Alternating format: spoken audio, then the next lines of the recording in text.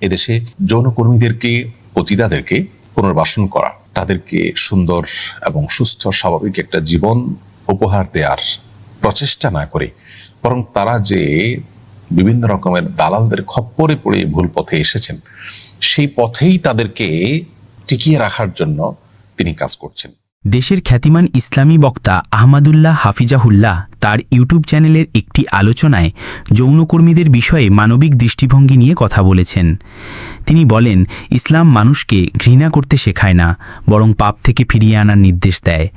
যারা যৌন পেশায় নিয়োজিত তাদের প্রতি ঘৃণা নয়, বরং করুণা ও সহানুভূতির দৃষ্টিতে দেখা উচিত। ভিডিওতে আহমদুল্লাহ বলেন, যৌনকর্মীদের আমরা পাপী মনে করি, ঠিক আছে, কিন্তু আমরা কি জানি কিভাবে তারা এই পথে এসেছে? অনেকেই জীবনের চরম দুর্দশা, নিপীড়ন বা পারিবারিক ভাঙনের শিকার হয়ে এই পথে বাধ্য হয়েছে। ইসলাম শুধু পাপকে ঘৃণা করতে বলে, পাপীকে নয়।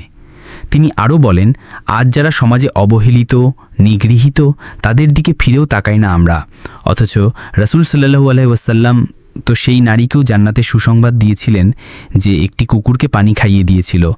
আমরা কি পারি না এসব মানুষদের জন্য সমাজে 2000-এর অধিক যৌনকর্মীকে সমাজ কল্যাণ মন্ত্রণালয় থেকে আর্থিক সহায়তা করা হয়েছে? এটা উচিত হয়েছে কি না? যৌনকর্মীদেরকে আর্থিক সহযোগিতা করা বা অন্য কোনো সহযোগিতা করা মৌলিকভাবে এটা তো দোষণীয় কোনো বিষয় নয়, কিন্তু সমাজ কল্যাণ মন্ত্রণালয়ের উপদেষ্টা যিনি দীর্ঘদিন যাবৎ, তিনি উপদেষ্টা হওয়ার আগে থেকেই তার যে কর্মকাণ্ড, উপদেষ্টা হওয়ারও পরও তার যে কর্মকাণ্ডগুলো, বিতর্কিত কর্মকাণ্ডগুলো রয়েছে, সেটা আমরা সবাই কম বেশি জানি। এদেশে যৌনকর্মীদেরকে, পতিতাদেরকে পুনর্বাসন করা, তাদেরকে সুন্দর এবং সুস্থ স্বাভাবিক একটা জীবন উপহার দেওয়ার প্রচেষ্টা না করে বরং তারা যে বিভিন্ন রকমের দালালদের খপ্পরে পড়ে ভুল পথে এসেছেন, সেই পথেই তাদেরকে টিকিয়ে রাখার জন্য তিনি কাজ করছেন। অতএব এই যে টাকা দেয়া হয়েছে, এই টাকা দিয়ে যদি তাদেরকে তাদের কাজের প্রতি প্রণোদনা দেওয়া হয়, আরো উৎসাহ দেওয়া হয়, তাহলে এটা হবে জনগণের ট্যাক্সের টাকার অপব্যবহার। আমি মনে করি বাংলাদেশের 1% মানুষও যদি মতামত নেওয়া হয়, তাহলে এই পতিতা বৃত্তি বা পতিতাদের এই কর্মকাণ্ডের জন্য তাদেরকে আপনি উপহার, পুরস্কার অথবা তারা তাদের এই কাজে যেন টিকে থাকে সেজন্য আরো সহযোগিতা করা, এটার ব্যাপারে একটি টাকা জনগণের ট্যাক্সের টাকা খরচ হোক, এটা এদেশের 1% মানুষ আমার মনে হয় না মতামত দিবে। কোনো জরিপেও এটার সপক্ষে মানুষ রায় দিবে বলে মনে করি না। এটা সমাজ কল্যাণ উপদেষ্টা কেন দেশের সবাই জানেন, প্রত্যেকটা মানুষ বুঝেন দেশের মানুষের মেন্টালিটি এবং মন মানসিকতা। তারপরে জনগণের টাকাকে জনগণের ইচ্ছার বাইরে ব্যবহার করা, এই স্বেচ্ছাচারী মনোভাব এবং এই ধরনের মানসিকতা সম্পন্ন মানুষজন যারা আছে, তারাই কিন্তু অনবরত আমাদেরকে সকাল বিকাল মানবাধিকারের সবক শোনায়, মানুষ অধিকারের সবক শোনায়। জনগণের ট্যাক্সের টাকাকে আপনার খেয়াল খুশি মতো ব্যবহার করার অধিকার আপনাকে কে দিয়েছে?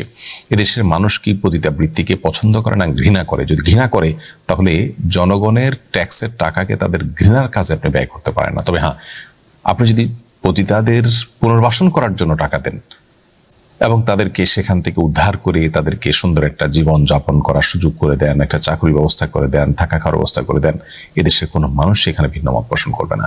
প্রত্যেকটা মানুষ সেখানে সাধুবাদ জানাবে। সমাজ কল্যাণ উপদেষ্টা এদেশের সবচেয়ে বিতর্কিত মানুষগুলোর মধ্যে থেকে একটি। সমকামিতার মতো অপরাধ, যেটি প্রচলিত আইনে অপরাধ হিসেবে উল্লেখ করা রয়েছে এবং শাস্তিযোগ্য অপরাধ হিসাবে রীতিমতো আইনে রয়েছে, সেই বিষয়টিকে নর্মালাইজ করার জন্য তিনি চেষ্টা করছেন।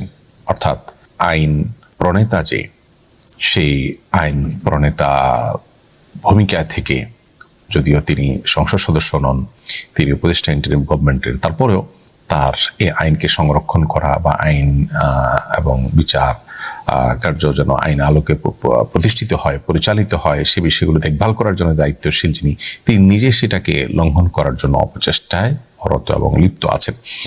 তো এরকম একজন মানুষ দ্বারায় এই যে আপনার পতিতাদের মধ্যে জনগণের ট্যাক্সের টাকা বিতরণ করার উদ্যোগ নেওয়া হয়েছে, সেটা সন্দেহাতীতভাবে সমালোচনাযোগ্য এবং সেটা সন্দেহাতীতভাবে জনগণের ট্যাক্সের টাকাকে নিজের খেয়াল খুশি মতো, নিজের যে মানসিকতা দিয়ে সারা জীবন লালন করেছেন, দেশে পতিতার সংখ্যা বাড়ানোর জন্য যারা কাজ করছেন, তাদের সেই দালালদের কাজটাকে যেন তিনি আরো সাহায্য করলেন এবং তাদের কাজটাকে যেন আরো বেশি তিনি প্রমোশন করলেন এবং সেটাকে আরো যেন টাকা পয়সা দিয়ে এস্টাবলিশ করার চেষ্টা করলেন। বিধায় সন্দেহাতীতভাবে এটা নিন্দনীয় কাজ, এবং এ ধরনের নিন্দনীয় কাজ তিনি অনবরত করে যাচ্ছেন। কি যোগ্যতায় তিনি এই পদে এসেছেন সেটা একমাত্র তিনি জানেন, এবং যারা তাকে বসিয়েছেন তারা বলতে পারবেন। এতক্ষণ সঙ্গে থাকার জন্য অসংখ্য ধন্যবাদ।